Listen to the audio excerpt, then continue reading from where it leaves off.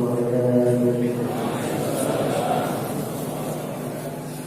Alhamdulillah, wassalatu wassalamu ala Rasulillah sallallahu alaihi wasallam wa ala alihi wa sahbihi wa man tabi'ahum bi ihsan ila yaumil din. Amma ba'du. Saya mohon Allah sebelum saya berbicara, insyaallah secara singkat saya memperkenalkan beliau. Nama beliau adalah Syekh Sayyid bin Harun Ibn Mawlud Al-Dahab. Beliau adalah salah seorang ulama qiraat dari Al-Azhar Mesir. Beliau pemegang sanad yang ke-29. Artinya antara beliau dengan Rasulullah SAW hanya dipisah oleh 28 ulama. Kemudian beliau juga memberi ijazah dan sanad qiraat Asy'ar Kubra, Asy'ar Kubra. Beliau juga sangat terkenal di Mesir, sering tampil di TV Mesir, yaitu channel Assalamu Alayka Ayyuhan Nabi. Beliau memberikan ceramah-ceramah tentang qiraat, tentang Al-Quran, dan ceramah-ceramah beliau bagi yang bisa berbahasa Arab bisa diakses dalam YouTube. Ini demikian perkenalan singkat kepada beliau tentang beliau. Maka kita persilakan kepada beliau untuk memberikan ceramah. Assalamualaikum warahmatullahi wabarakatuh. Innal hamdalillah ta'ala nahmaduhu wa nasta'inuhu wa nasta'dihi wa nastaghfiruh. ونعوذ بالله تعالى من شرور انفسنا ومن سيئات اعمالنا انه من يهده الله فلا مضل له ومن يضلل فلا هادي له واشهد ان لا اله الا الله وحده لا شريك له له الملك وله الحمد وهو على كل شيء قدير واشهد ان سيدنا وامامنا وقوتنا وحبيبنا محمدا عبد الله ورسوله صلى الله عليه وسلم. أشهد أنه صلى الله عليه وسلم قد بلغ الرسالة وأدى الأمانة ونصح الأمة فكشف الله على يديه الأمة. وأشهد أنه صلى الله عليه وسلم قد جاهد في الله حق جهاده حتى أتاه اليقين. صلوات الله وتسليماته على هذا النبي الأمي المبين. يا أيها الذين آمنوا اتقوا الله حق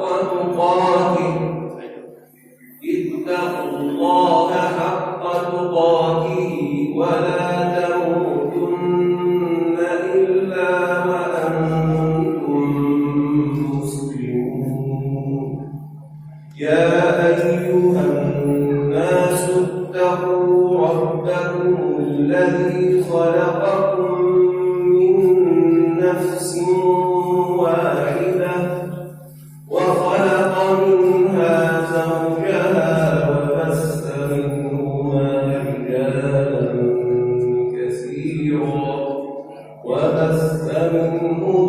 رجالا كثيرا ونساء واتقوا الله الذي تساءلون به والأرحام إن الله كان عليكم رقيبا. يا أيها الذين آمنوا اتقوا الله وقولوا قولا سديدا يصلح لكم أعمالكم ويغفر لكم ذنوبكم ومن يطع الله ورسوله فقد فاز فوزا عظيما. ثم أما بعد، فيا عباد الله ويا معاشر المسلمين، اعلموا أن خير الكلام كلام الله وخير الهدي هدي نبيه ومصطفاه محمد صلى الله عليه وسلم وشر الأمور محدثاتها وكل محدثة بدعة وكل بدعة ضلالة وكل ضلالة في النار وأنما توعدون لآت وما أنتم بمعجزين وأن ما قل وكفى خير مما كسر وألف.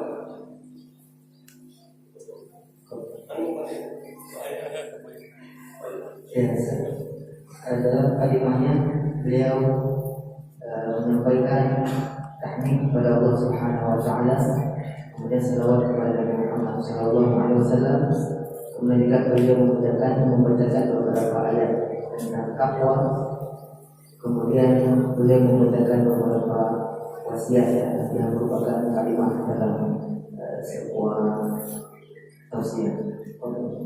أتكلم اليوم إن شاء الله رب العالمين حول سورة صغيرة من سور القرآن الكريم مع قلة كلماتها فإنها حوت معاني كثيرة وتكلمت عن قضية هي من الأهمية بمكان، هي القضية الأساسية التي جئنا الدنيا هذه من أجلها، ألا وهي سورة تين.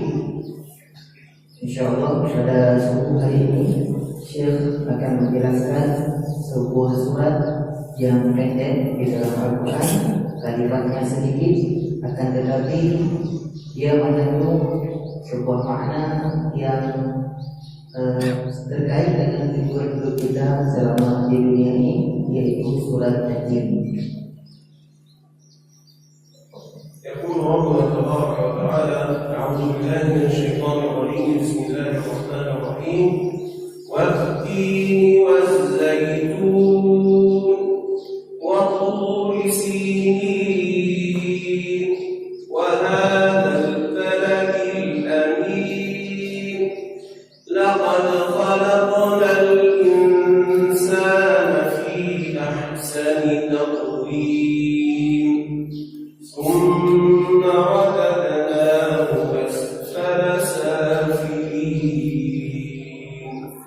إلا الذين آمنوا وعملوا الصالحات فلهم أجر غير ممنون فما يكذبك بعد بالدين أليس الله بأحكم الحاكمين.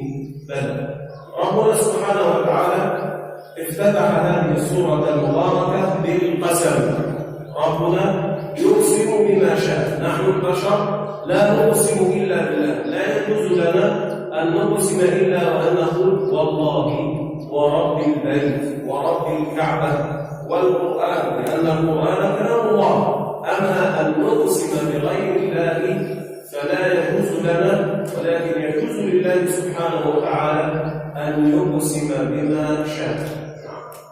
Surat At-Tin ini Allah mulai dengan beberapa kata qasam ini artinya sumpah, di mana Allah berhak untuk bersumpah dengan apapun, yaitu dalam surat ini Allah bersumpah dengan wajib, dengan demi buah tin, wa zaitun demi buah zaitun, wa turi sinin demi bukit Tur, wa hadzal baladil amin dan demi kota Mekah. Jadi Allah berhak bersumpah dengan apapun yang dengan dia nyatakan, akan tetapi kita sebagai hamba-Nya tidak boleh bersumpah kecuali dengan nama Allah Subhanahu wa taala. Kita hanya boleh mengatakan Allahi demi Allah, wa rabbil Ka'bah demi Tuhannya Ka'bah, wa rabbwa dan sebagainya. Tetapi kita tidak boleh bersumpah dengan selain Allah.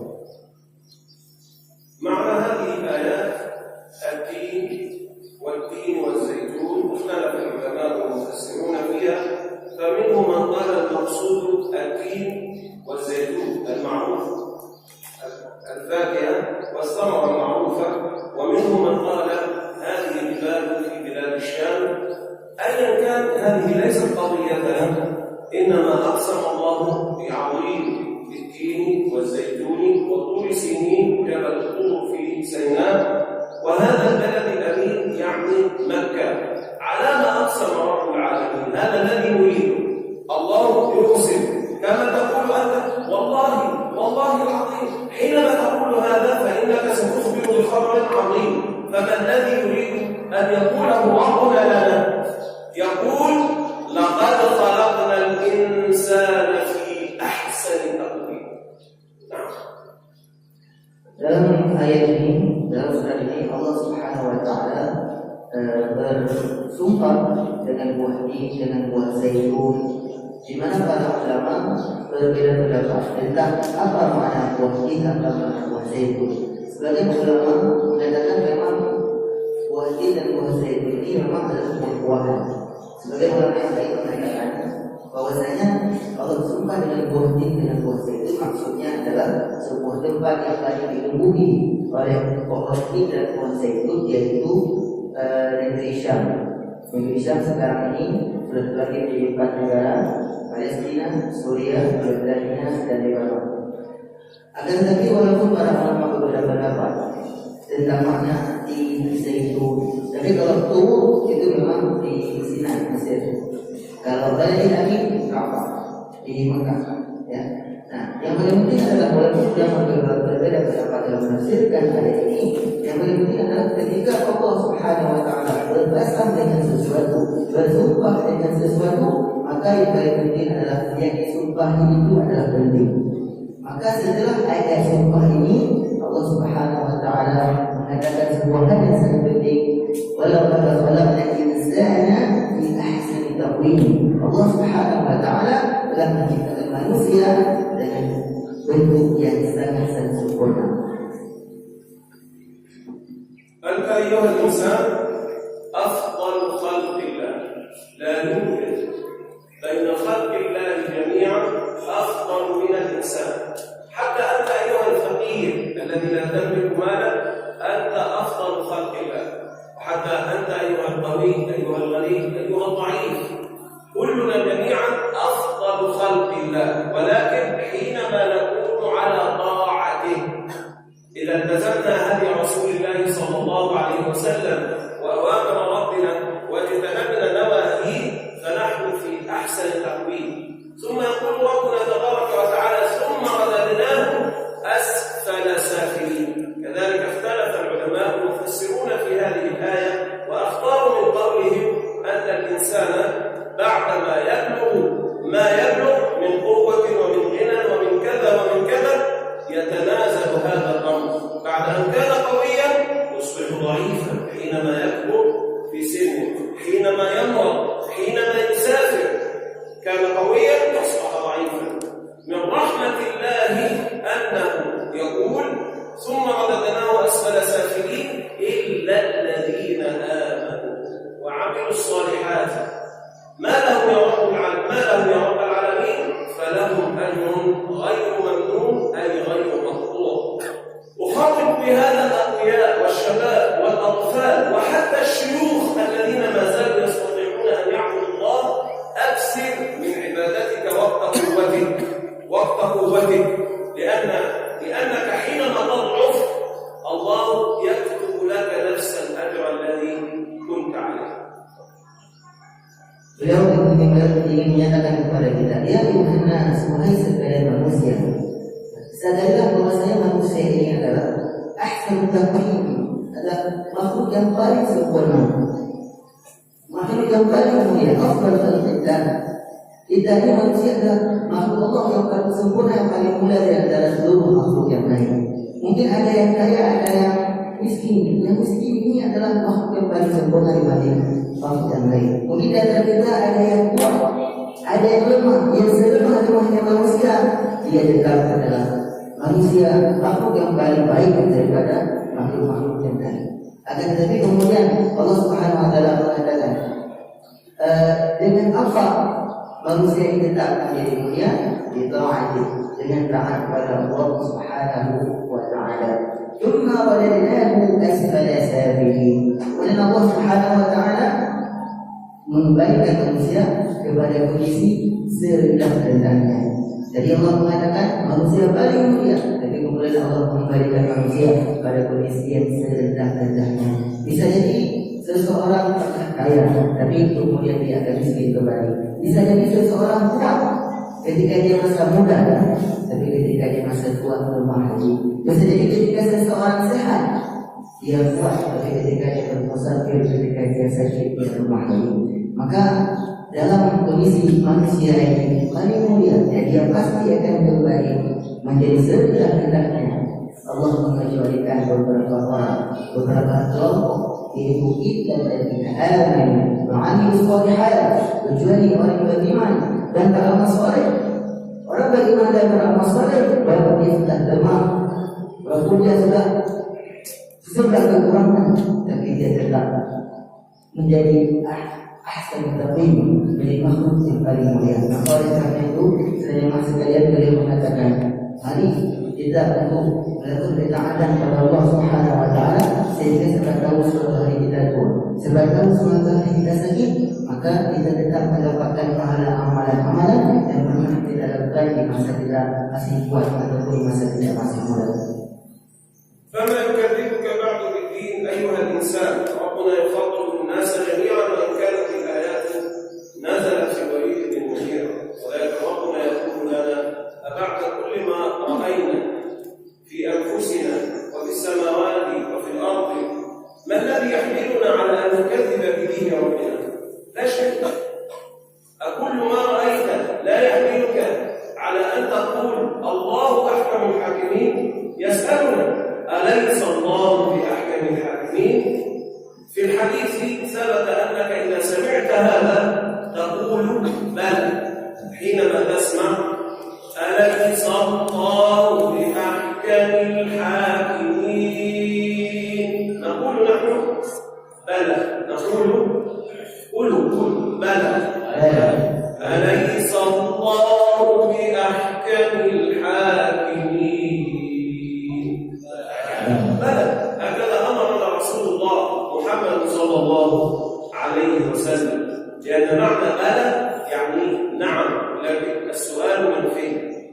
لذلك أقول أيها الشباب تمسكوا بهذه الأعمال الصالحة، ولقد سرني ما رأيت اليوم من هذه المجموعة المباركة أحب الصلح الذين يتعاونون فيما بينهم على البر والتقوى وعلى طاعة الله. فأسأل الله أن يوفقهم وأن يزيدوا وأن يكثروا وأن تكون أندونيسيا كلها في هذه المجموعة يصلون الصبح كل يوم. نعم، نسأل الله أن يتقبل. Beliau menjelaskan kemudian, "Fama yadriku ka'atu bidin, apa yang membuat kaum ini ragu terhadap ataupun mendustai hari kiamat, mendustai Islam itu sendiri." Memang kata beliau, ayat ini turun untuk Al-Walid bin Mughirah jika kita melihat asbab nuzulnya. Akan tetapi juga ayat ini bermakna umum. Artinya apa yang membuat kita itu mendustakan agama, tidak bersyukur kepada Allah? Apa yang membuat kita tidak taat kepada Allah? Pada bumi milik Allah dan itu adalah milik Allah. Alisallahu bi ahkamil hakimin. Bukankah Allah itu adalah hakim yang paling adil, yang paling bijaksana? Sejamaah yang terjawab dalam sebuah hadis dikatakan, jika kita mendengar ayat ini, alisallahu bi ahkamil hakimin, maka disunahkan kita mengucapkan bala. Maka tadi beliau mengajak kita semuanya untuk mengucapkan bala. Bala artinya iya ya Allah. Maka kenapa beliau ingin menjelaskan surat ini kepada kita? Jadi mohon maaf sebenarnya beliau ini tadi hampir tidak jadi sakit tenggorokan.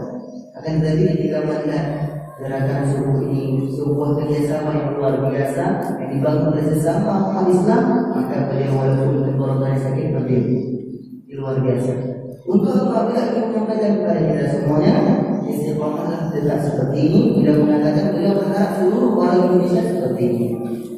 Ada beliau mengatakan Indonesia tadi. Ulama seluruh orang Indonesia bisa saya kerjasama kalau melakukan istiqamah untuk selalu seperti ini. Karena jika kita selalu seperti ini, apa yang terjadi?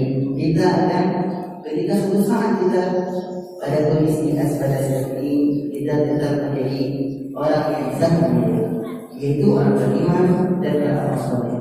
Lahum ajrun ghairu mamnun, bagi mereka pahala yang tidak pernah terputus, walaupun dia kasar bagi melakukannya, tetap dia mendapatkan pahala-pahala yang banyak. Jadi beliau memulai surat ini kenapa? Karena melihat kondisi kita alhamdulillah luar biasa dan beliau mengapresiasi kita semua. أقول قولي هذا وأستغفر الله لي ولكم. سبحانك اللهم وبحمدك أشهد أن لا إله إلا أنت